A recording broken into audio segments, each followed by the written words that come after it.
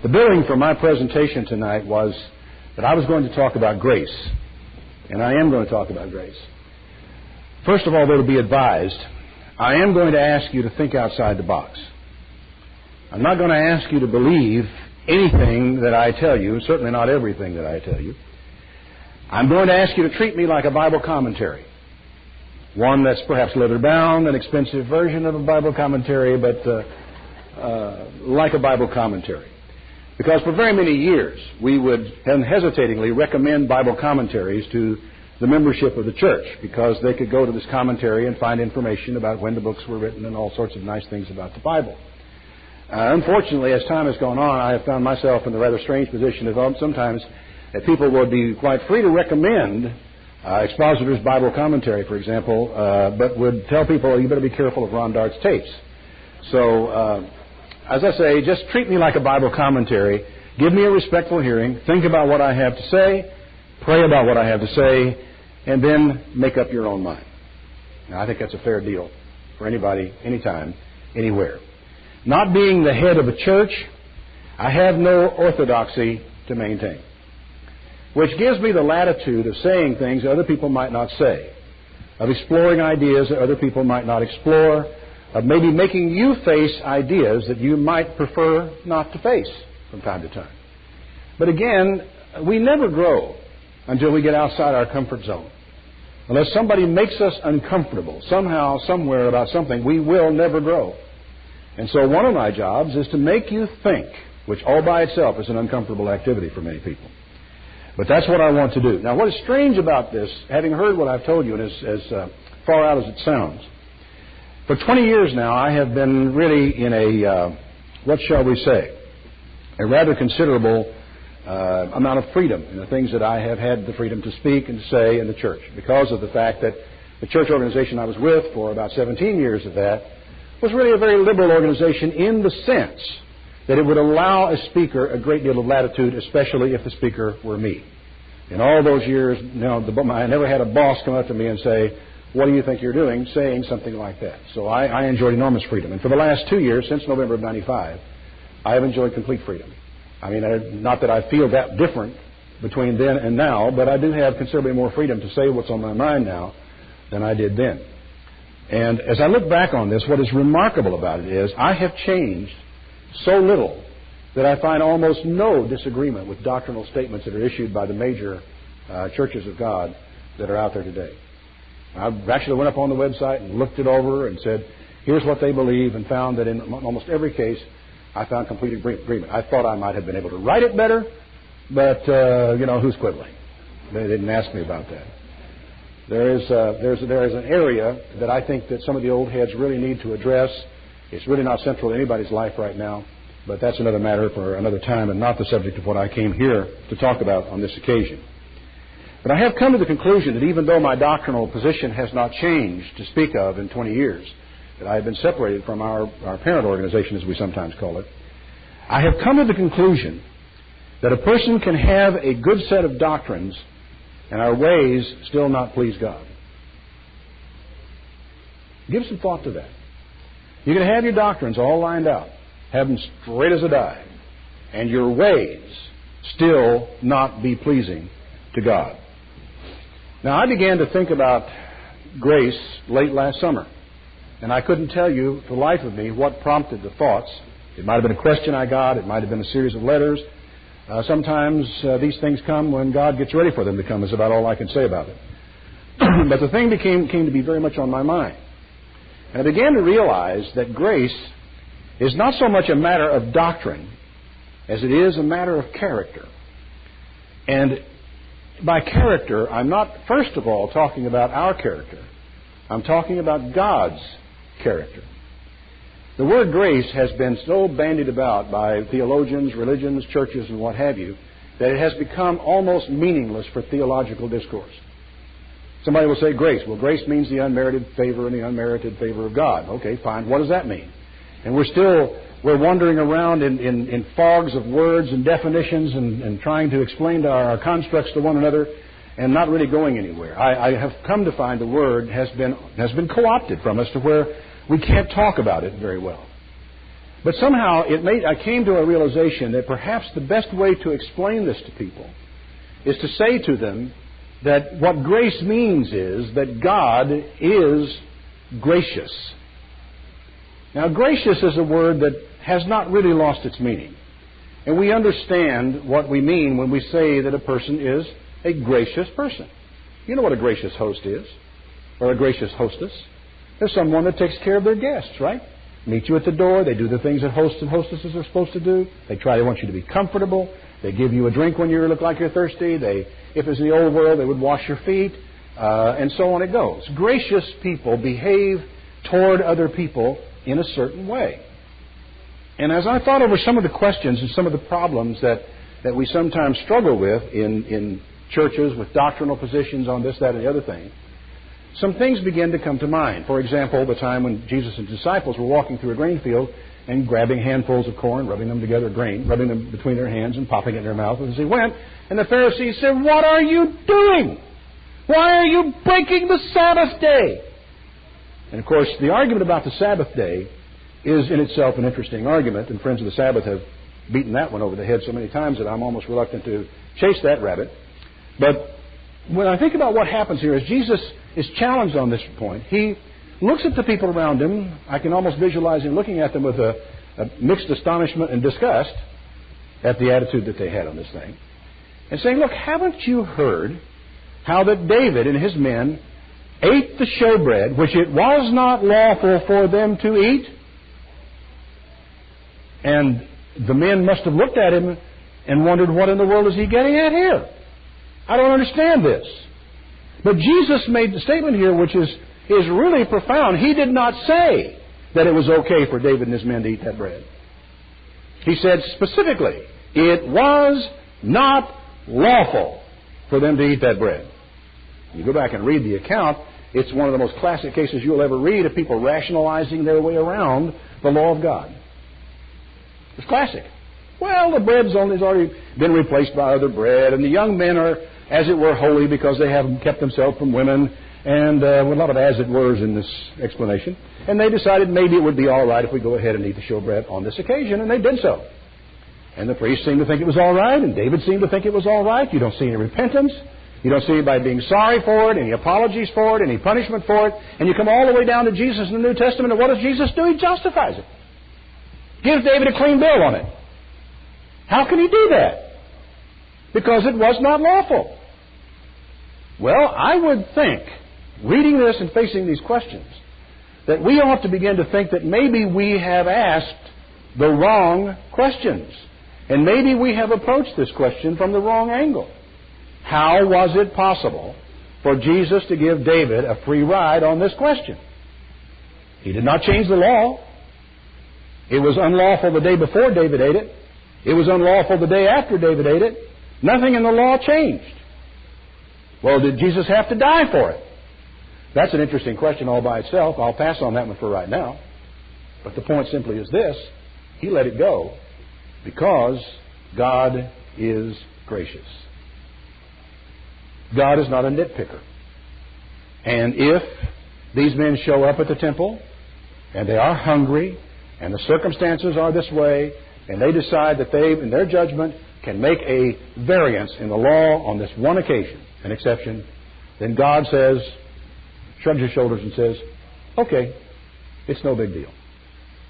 I wonder if we have any idea how often God says, no big deal, of things that you and I would cut our brother dead over. Things that we think are a really big deal. Really serious. We might even disfellowship someone over, whereas God shrugs his shoulders and says, it's no big deal.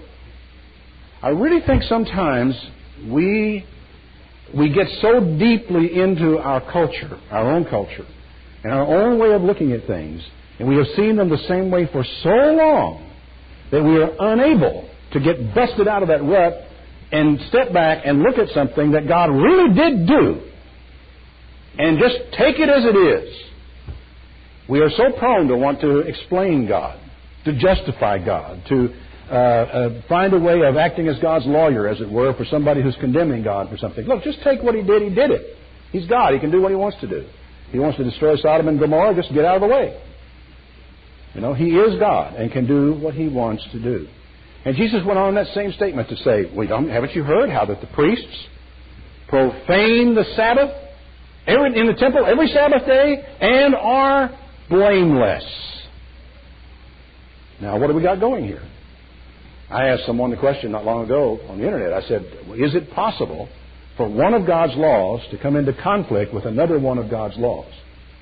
He said, oh no. He was just absolutely adamant that was just not possible. And actually, he didn't really stick with me long enough for me to hit him with this statement. But the truth is that the law says you're not to do any work.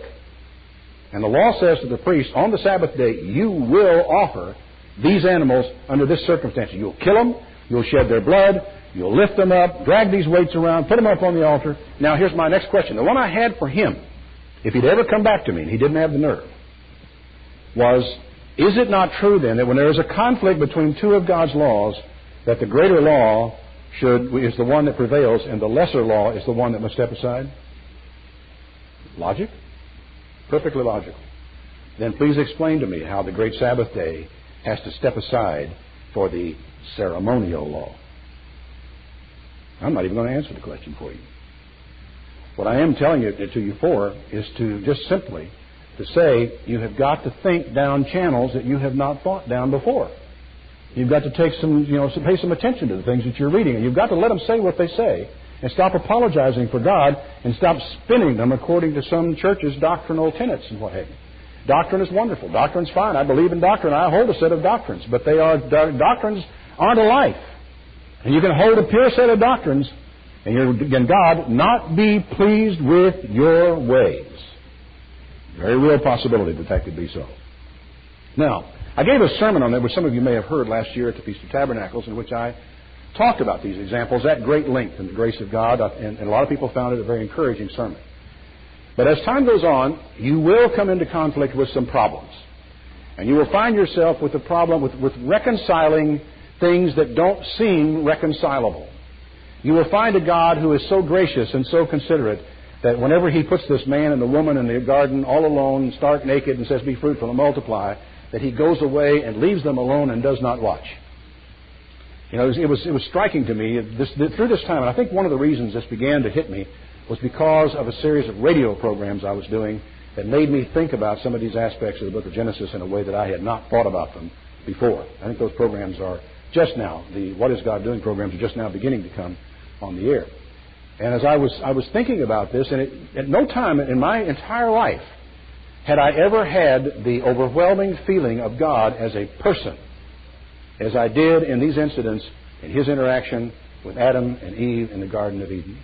And then the realization of the sequence of events, the little tiny human details of His interaction with Abraham before he went to Sodom.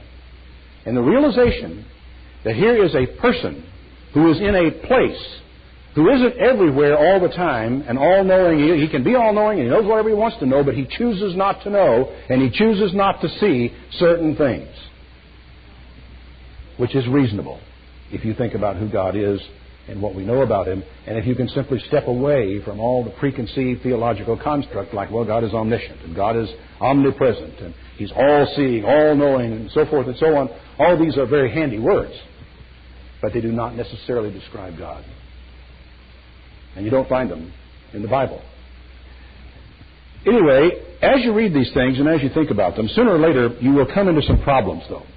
Because you find a very gracious person who dines with Abraham, a very gracious man who actually washes his feet when he's there with the water that Abraham brings, and talks over with Abraham the things that he is about to do, who then goes to Sodom and destroys man, woman, and child in the city. Grace. Graciousness. And this is one of the things that we have to address. One of the things that worries people about grace is the fact that if we extend grace to people, they will take advantage of it. If we extend grace to people, if we allow someone to get away with something once, they will want to get away with it again. And there is a fear that exists among people, religious people, and not necessarily in our tradition. I've read some interesting things about how it's found in nearly every religious tradition. There is this fear of extending grace to people that will then, well, if you give them an inch, they'll take a mile. You've all heard that kind of thing, right? Of course, who is it that gives the inch in the first place? Well, it's not me. The question is, how much latitude does God give, not how much do I give? But there's one other thing to know about this. Without another element, grace would lead to license. What's the other element? It's justice. Justice. There came a point in time when God could no longer, in justice, ignore Sodom and Gomorrah. How long had that time been? I don't know. But I can give you another good illustration. We all know that God took the northern tribes of Israel into captivity, right? And we know from the prophets, ad infinitum, ad nauseum, all the reasons why God took them into captivity, right? And that captivity doesn't seem very gracious. Seems like a very ugly thing. The besieging of the city, all kinds of people being killed and dying, and people starving, and women eating their own babies because of the famine. All that stuff seems very heavy and very dark and very sinister. Why in the world would God do that? Did it because justice demands it, but what you may forget, because the prophet doesn't exactly point this out, you have to study to find it. How long had the nation of Israel been there before that took place? How long do you think? How long should God's mercy, how long should His graciousness allow a people like that who never in all their history had a single king who led a revival and a turn back to God? How long should He put up with them? Well, as it happens, it's over 200 years. I call that grace. I call it patience. But there came a time when simple justice called upon God to do something. But it wasn't the first time somebody broke His law. Was it? It wasn't the second time. It wasn't in the first year.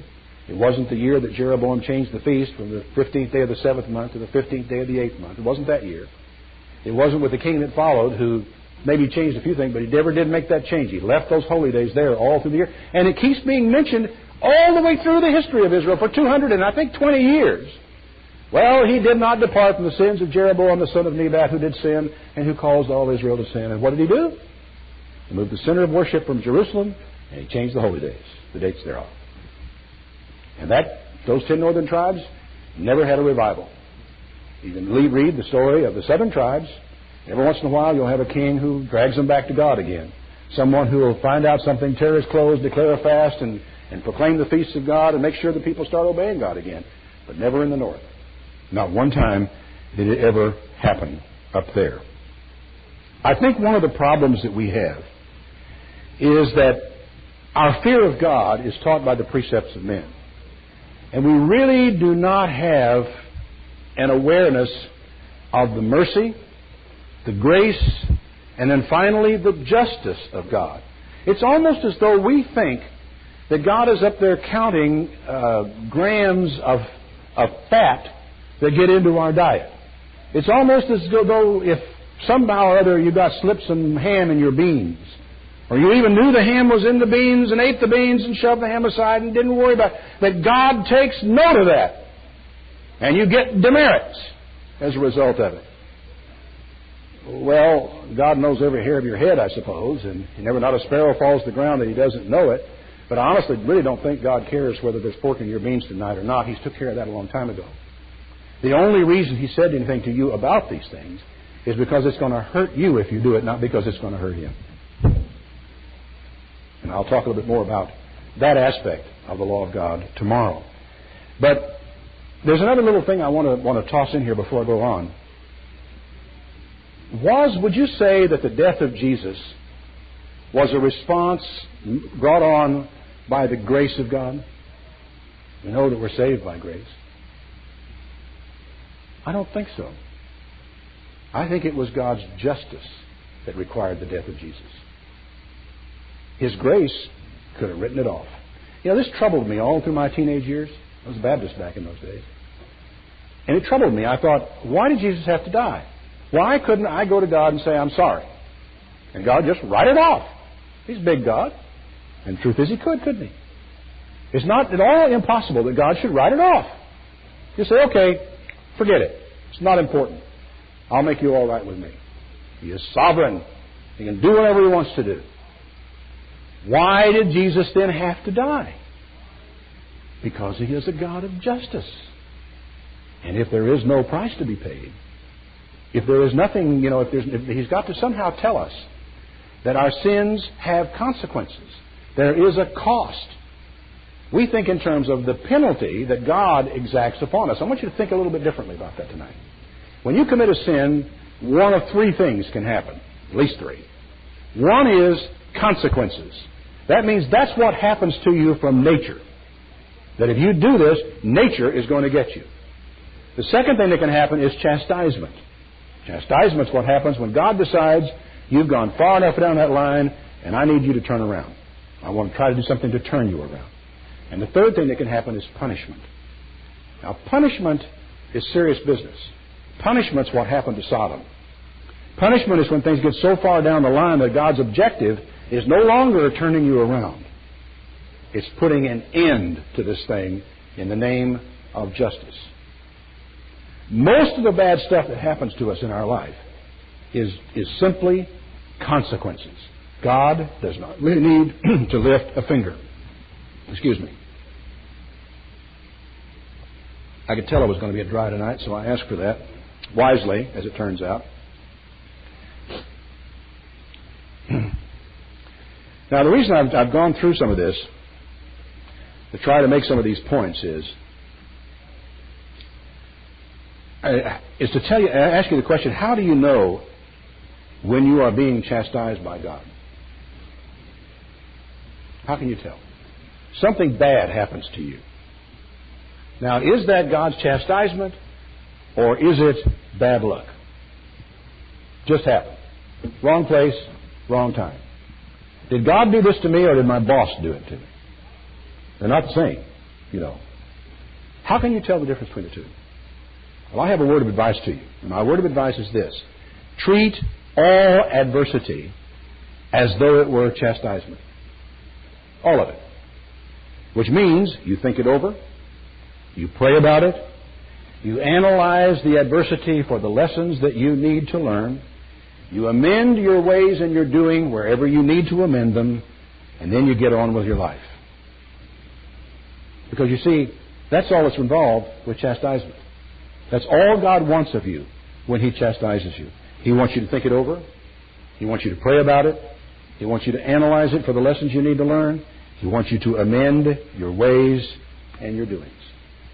And I'll tell you something. If you follow my advice, you will get very little real chastisement from God. You'll hardly need it. So much adversity comes our way in this world that if we are willing to learn from it, if we are willing to pray over it, if we're willing to pick up the lessons there are from it, then most of the time God will look at us and say, well, old Bob's doing all right. I don't think I need to hit him with anything harder because he's doing the best that he can. I think very little of the bad stuff that happens to us is directly instigated by God. I think in the most cases, it's simply the natural consequences of human activities and human nature. I think you could even go back and ask an interesting question about when David had committed adultery with Bathsheba, and Nathan came to him and told him all about it, gave him the parable and said, "You're the man," and told him what he had done.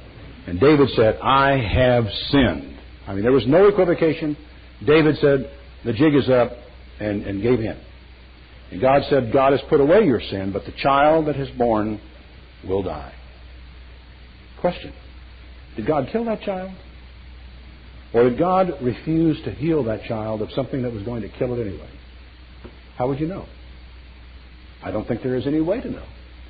Except perhaps to say to yourself, I honestly don't think God would have killed that baby for David. I think it's far more likely that the baby was going to die, and God did not heal it, did not choose to preserve it.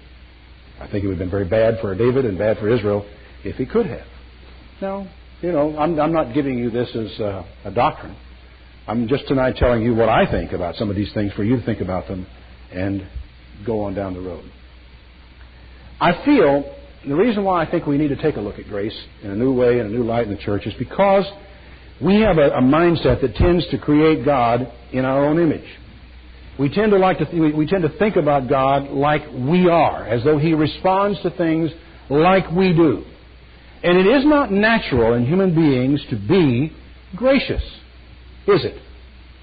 I mean, all the way back from the terrible twos forward, we are not gracious until we are taught to be gracious.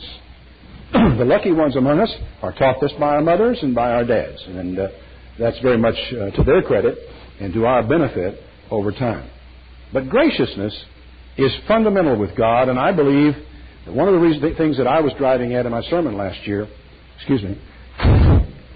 was that I feel we have not, as a people, considered the fact that the attributes of character that should be displayed in us are the attributes of character that are displayed in God. And when you go back and you read about God, why would we choose to imitate His anger? Why would we choose to imitate His wrath?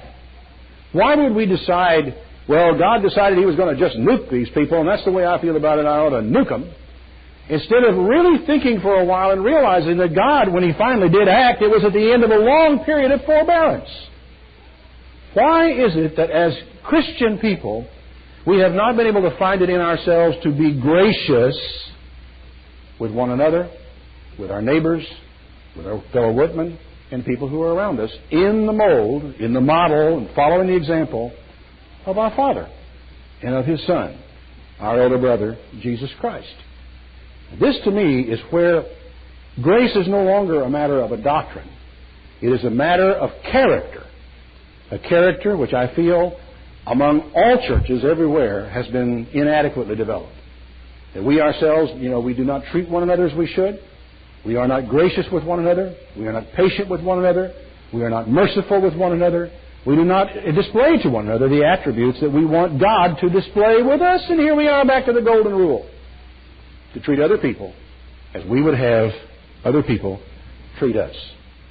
Now, if you'll turn back with me, the sermon that I gave before on this was to make the point that grace is an Old Testament doctrine, because I don't know that everybody really realized that grace was so much a part of the Old Testament, actually, of the character of God.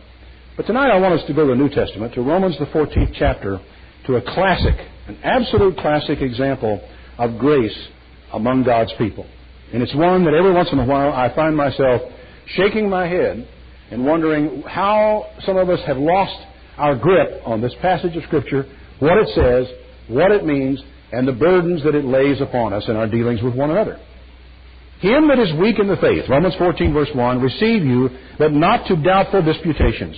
For one believes he may eat all things, another who is weak eats herbs. He's a vegetarian. Nice clear line drawn in the sand among God's people. Now, I will ask you this. Could there be a doctrine about whether or not it's right or wrong to eat meat? Well, sure. I think there are doctrines like that out there somewhere, somehow. It's wrong to eat meat. Now, we could argue till the cows come home about whether the doctrine is right, the doctrine is wrong, and whether or not the person who eats meat is the weak one, or whether the person who won't eat meat is the weak one. And of course, it does seem that Paul makes it very clear that the one who won't eat meat, in his opinion, is the weak one. But this could be a doctrinal issue, couldn't it? And yet it is firmly rejected by Paul as a means for discrimination among God's people, isn't it? I mean, if somebody can explain to me how this can be used after the passage of Scripture I have read to you here as a means of discriminating between God's people, of saying, our church has this as a doctrine, and if you don't agree with this doctrine, you cannot serve, be a member of, a minister in, and tick off all the things you want. I don't know. Where do you want to draw your lines? Unless you agree with us on this particular point. Paul says, let's don't discriminate on this basis. Let not him that eats despise him that eats not, and let not him which eats not judge him that eats, for God has received him. Who has? God has. Now, why would God do that? Because God is gracious and we're not. How hard do you want it easier than that? It's as easy as I can make it. God is gracious and we are not.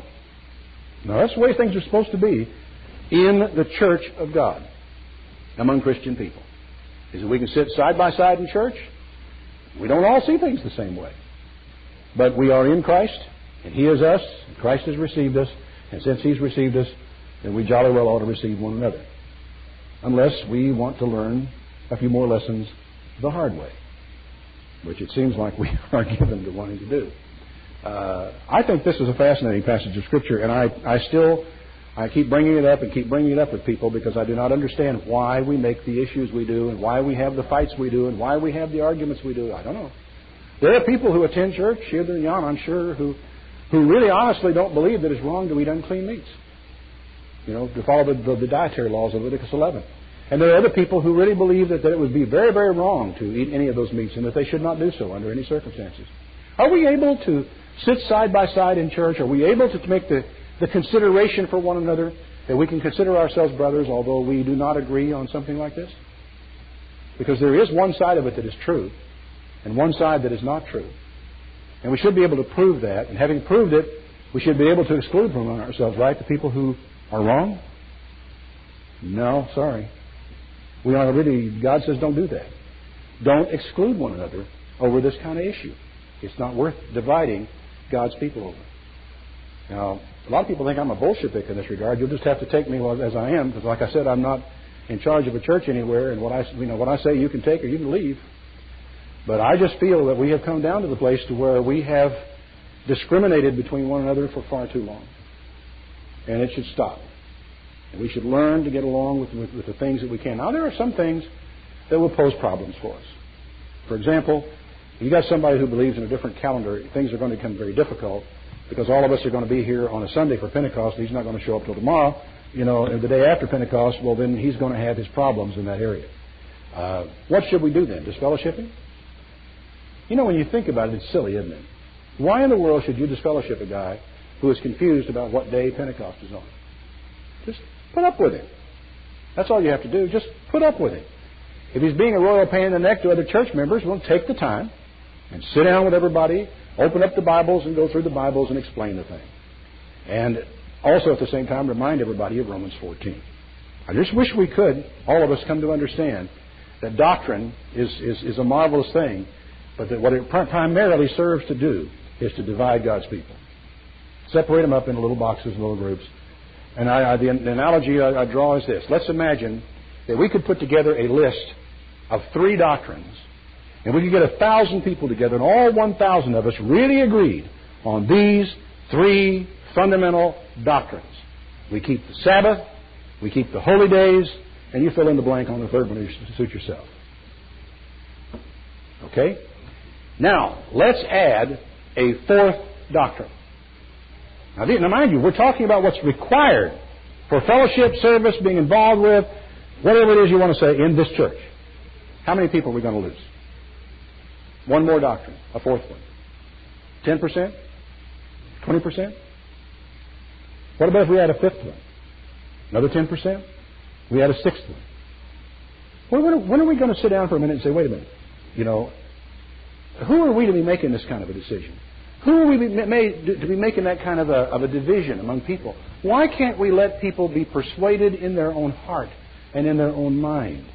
As Paul will say as he goes down through here, he said, look, who are you that judges another man's servant? To his own master he stands or falls. He'll be held up, for God is able to make him stand. One man esteems one day above another. Another man esteems every day alike. Let every man be fully persuaded in his own mind. Now, we have spent over the years so much time explaining this verse away that we have not been able to really just settle down and think, what does this actually say to us? What it is saying to us is not that every day is alike. It is not making any kind of a statement about what is right or what is wrong, although the implication is there on the one side that it is right to eat meat and so forth. But nevertheless, he's not making an issue out of that. Now, we come down to this place. What is he saying?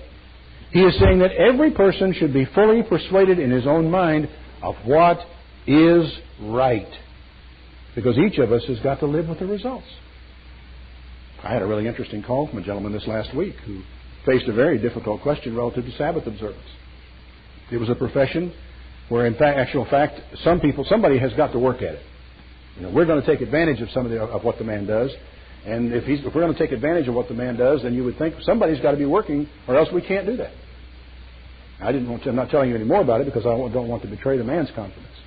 But the end result of my conversation was, I said, look, fella, you have got to live with this decision. You're the man. You've got a family, you've got a mortgage, you've got kids. You have to live with a decision. You're going to have to make it. He said, I know you're right. He said, and I'm not even asking you that, which was really a refreshing thing for me.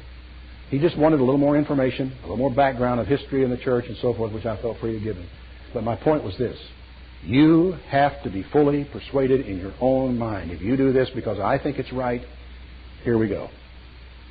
I don't want somebody doing something because I think it's right. I want him doing it because he believes in his heart of hearts that it is right. He has taken it to God. He has prayed about it. And after he has prayed about it, he has told God, God, as best I can see, what I'm going to do is the right thing to do. But if it's not, I pray that you will correct me. And by the way, please correct me gently, because I'm trying to do the right thing. You can make that kind of a statement to God after prayer, fasting if necessary, to draw near to him and make a decision. He's not going to hit you up the head with something. You may, if you decide to work on the Sabbath, suffer for it. Oh yeah, you'll suffer for it. For example, they have learned not recently, and I thought this was rather interesting, I forget who told me this, that they have learned that the donkeys that they use at the Grand Canyon, the mules to haul people down the Grand Canyon and back up the Grand Canyon, live longer if they give them one day of rest per week. So if you decide you're going to work on the Sabbath because of your family or your mortgage or whatever else you're going to do, and you prayed about it and you trust God and you're doing it in the best faith you've got, don't think you're not going to suffer for it. You may not get any chastisement out of God for it, but you will suffer. Your life will be shorter. Your health will be affected. Your children, your family will be affected.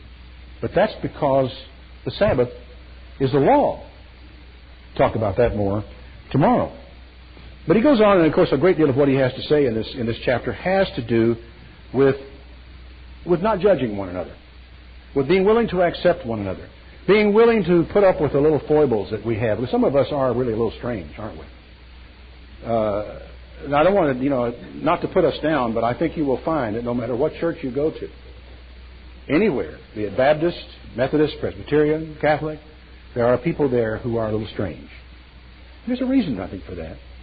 And that is, I think, that the church, that Christ actually attracts the wounded, the lame, the halt, the weak. And if these people happen to be attracted to Christ, if they are people that he would have sat down and eaten with, who do we think we are to turn such people away? Paul will later say in chapter 15, verse 1, we then who are strong ought to bear the infirmities of the weak and not to please ourselves. Now, let me ask you this. How are you going to do that if you don't let the weak come to church? If you don't allow them to come into your midst? If they're not a part of your fellowship? If you're not side by side with them and spending time with them? If you're not over to their house when their baby is sick and taking food or perhaps helping to clean up the place? How are you going to be able to help people like that? Or affect them or be a part of their lives? I just think that we made a wrong turn years ago. It's not unique to us. Other churches, other big churches have made the same mistakes and done some of the same thing. I know this because I've read some of the work that they have done and some of the things that they've talked about in this way. And so that being the case, there's no reason for us to hang our heads deeply or more profoundly than anybody else, except that we do need to understand that we've made some mistakes and sometime we're going to have to change. And it may be, as I said earlier in this message, all adversity should be treated as chastisement. Take it to God. Get on your knees. Learn your lessons. Pray about it. Analyze it. Amend your ways. And do better. And that's all God will ever ask of you of any time that he offers any chastisement to you at all. Ephesians chapter 4. Because here again is a good discussion of graciousness among God's people. Paul, I therefore, the prisoner of the Lord, beseech you that you walk worthy of the vocation wherewith you are called, with all lowliness and meekness and long-suffering, forbearing one another in love, endeavoring to keep the unity of the Spirit in the bond of peace. Now, I'm not going to bother with the verses immediately following that because you probably had those preached at you so many times you're tired of them. And I hate to make people any more tired of the Bible than they might already be. I think these first verses are really important, though. when one understands the idea of graciousness. Because he speaks of being lowly, meek, and patient, and putting up with one another. I know people like that. I think of those people as being gracious people. I mean, I may be, had in a conversation with them talking about my life, my background, my history, and all this kind of stuff, and could conceivably be boring them to death. And they will sit there and look at me and nod their head and ask intelligent questions and are very patient with me in conversation. That is the characteristic of a gracious person. And I personally have my own problems with that kind of thing. I don't do as well with that as I would like to be able to say that I did. Later on, he will say in verse 14 that we be henceforth no more children, tossed to and fro, carried about by every wind of doctrine, by the sleight of men and cunning craftiness whereby they lie in wait to deceive. But speaking the truth in love may grow up unto him in all things who is the head, even Christ. To grow up into Christ, from whom the whole body fitly joined together and compacted by what every joint supplies, according to the effectual working in the measure of every part, makes increase of the body to the edifying of itself in love. Now this I say to you. I passed over a lot of stuff, you notice, very quickly, to get to this. This I say, therefore, in testifying the Lord, that you from now on don't walk like other Gentiles walk, in the vanity of your mind. Oh, excited about yourself and impressed with yourself and pleased with yourself and think that what you have to say is more important than what anybody else has to say. We know people like this, don't we? They are not gracious people, are they? We know what gracious people are. They're the kind of people we like. They're the kind of people we like to be around. Not especially the kind of people we like to be. And that's precisely what I'm driving at.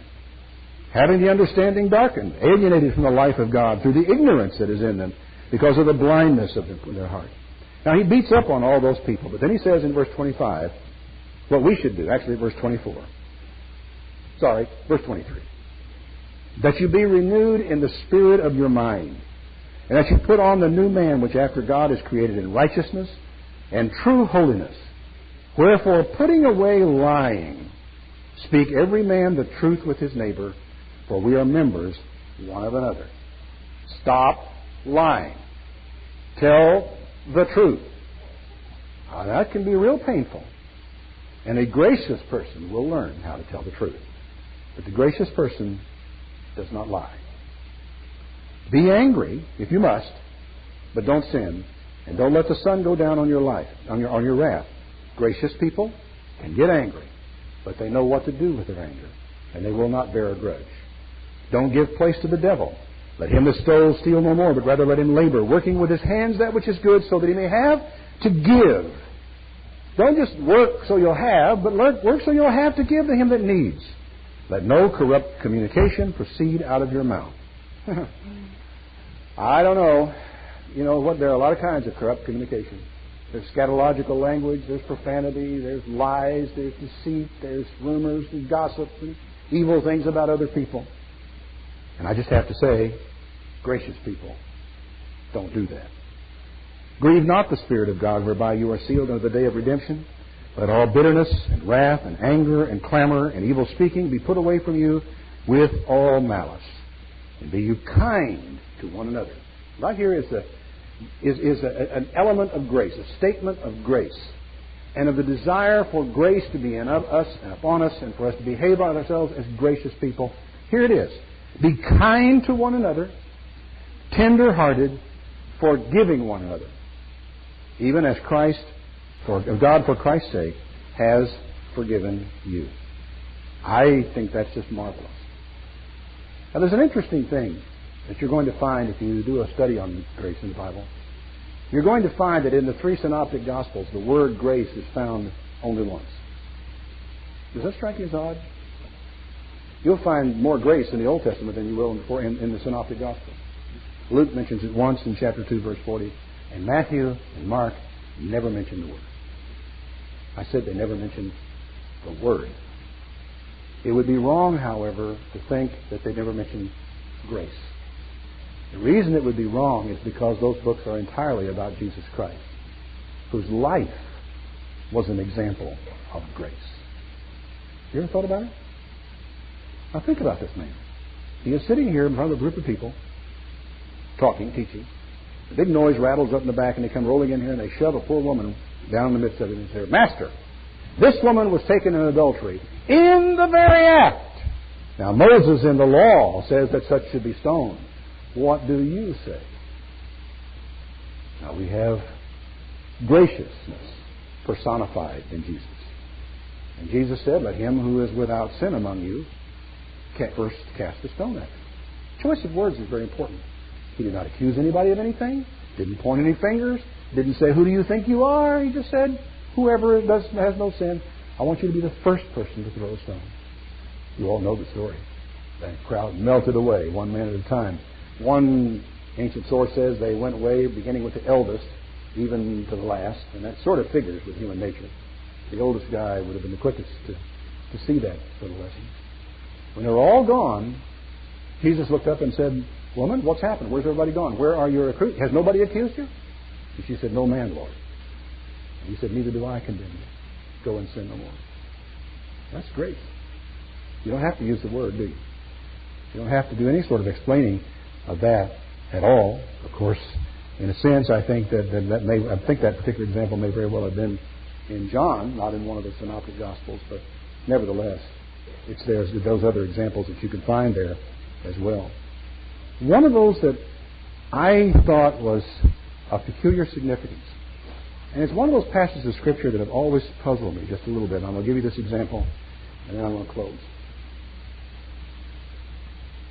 Jesus had been teaching and teaching and teaching, and spent a lot of time, and there were crowds all around him, and the Bible says that he saw all these people who had gathered around him. It was late in the day. The day was almost over. Sun's headed for the horizon. And it says he looked out there and he was moved with compassion for these people. He really felt sorry for them. And he said, to the disciples, said, let's send these people away because they're going to be hungry, they're going to faint, they need to go get something to eat. And Jesus said, you give them something to eat. And the disciples looked at him like he's crazy. We don't have anything. We don't have enough. There's 5,000 people. What do you mean give them something to eat? And Jesus said, make them all sit down in the grass. Let them all sit down. What have you got? We've got loaves and fishes. We break them up, we spread them, we feed the whole 5,000. You all know the story, don't you? Why'd he do that? It's what a gracious man would do. Right? You don't send people away hungry, do you? These people have come all the way out here to hear what Jesus had to say. A gracious person would not send those people away without food. Now, you can look for hidden secret. You can find some deep meaning in this. You can probably find all sorts of, probably been sermons and sermonettes over the years built on all kinds of strange meanings about this, but you don't really need to go very far. I think it may be as simple as the fact that Jesus Christ is gracious. And I pray, that He will help me to be a more gracious, a more kind, a more forgiving, a more patient, a more generous, giving person to those people around me who are hungry and in need, and that I might learn to be a gracious host, that I might learn to be a gracious teacher, that I might learn to be patient with people who don't see things the way that I see them. Because I feel if there's anything that's missing among us as God's people, it is not doctrine. It is His grace and the imitation of His grace in all of us.